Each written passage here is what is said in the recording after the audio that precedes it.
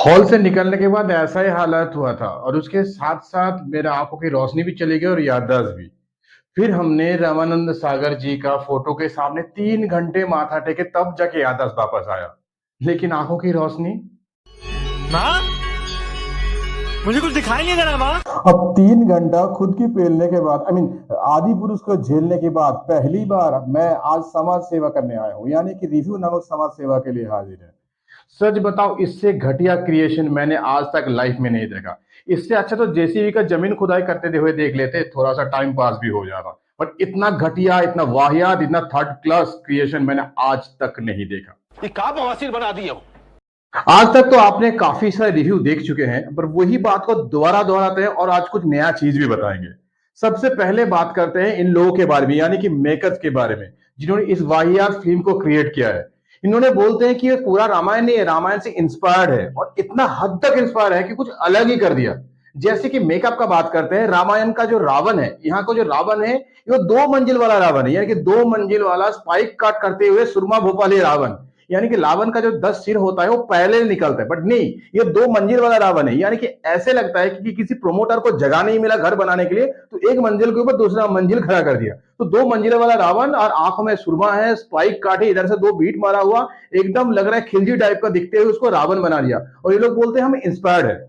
चलो रावण तो हो गया, अब मैं हनुमान जी के बारे में आता हूं। सच बता रहा हूं, हनुमान जी को इन्होंने इस तरीके से मेकअप किया, जिसका आप देखते भी होंगे, जिसका मूछे नहीं है लेकिन हनुमान जी दाढ़ी रखते हैं। और सबसे बड़ी बात, इनका जो क्रिएटर है, यानी कि जो मेकअप आर्टिस्ट है, क्या सोच के मेकअप किया।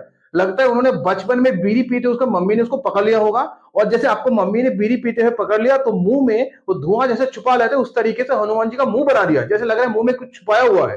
पता नहीं लोग कहां से इंस्पायर्ड है और कहना क्या चाहता है, करना क्या चाहते हैं। अब आता है भगवान राम जी के बारे में। जो राम जी के बारे में हम सबका एक आस्था है, उस राम जी का मेकअप कैसे बनाया इन्होंने। एक लेदर का जैकेट पहना दिया, पैर में लेदर का चप्पल ग्लैडिएटर जैसा पहना दिया। अब हाँ, चप्पल आपको दिखेगा नहीं क्योंकि टेलर में जितनी बेइज्जती इन लोग का हुआ था, उसके बाद उन्होंने क्या किया, जस्ट पैर को कॉप कर दिया जैसे चप्पल ना दिखे। पर हम लोग तो बेवकूफ नहीं है, सब समझ में आता है कि आप कहना क्या चाहते हो, करना क्या चाहते हो। बट सच बताओ, इतना घटिया, इतना बेहुदा मेकअप आज तक मैंने अपने लाइफ में नहीं देखा। तो समझ में नहीं आता 600 करोड़ का क्या घंटा है।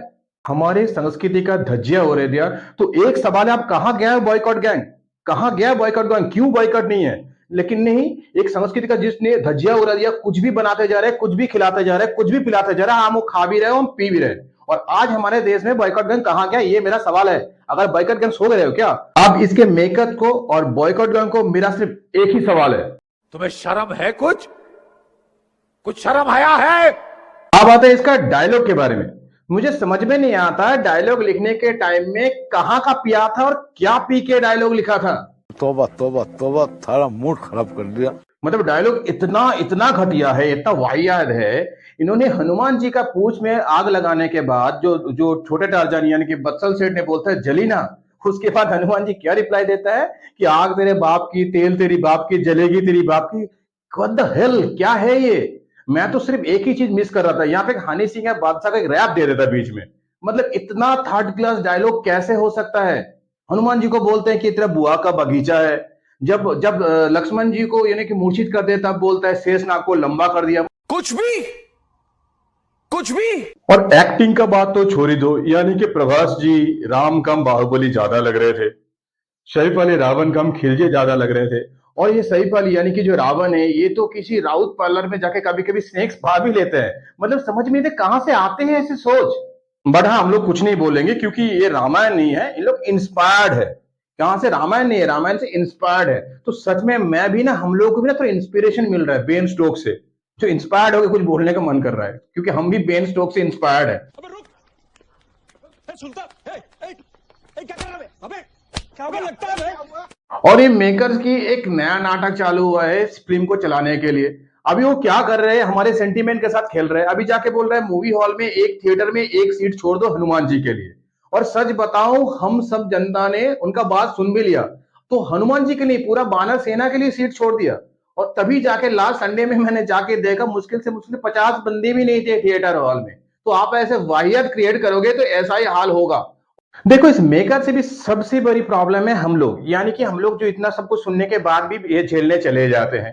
तो हम जितनी बार जाएंगे ये लोग इतने बार हमें टूचिया बनाएंगे। तो सबसे पहले इनका कोई भी मूवी देखना बंद कर दो, ये डायरेक्टर का नाम, प्रोड्यूसर का नाम और मेकर का नाम जेल पे रख लेना और कोई भी मूवी देखना बंद कर देना। और दूसरी चीज है, ये भी बोलूंगा, इस मूवी में सब कुछ खराब चीज नहीं थे, यानी कि 3 घंटे में सब कुछ खराब चीज नहीं था।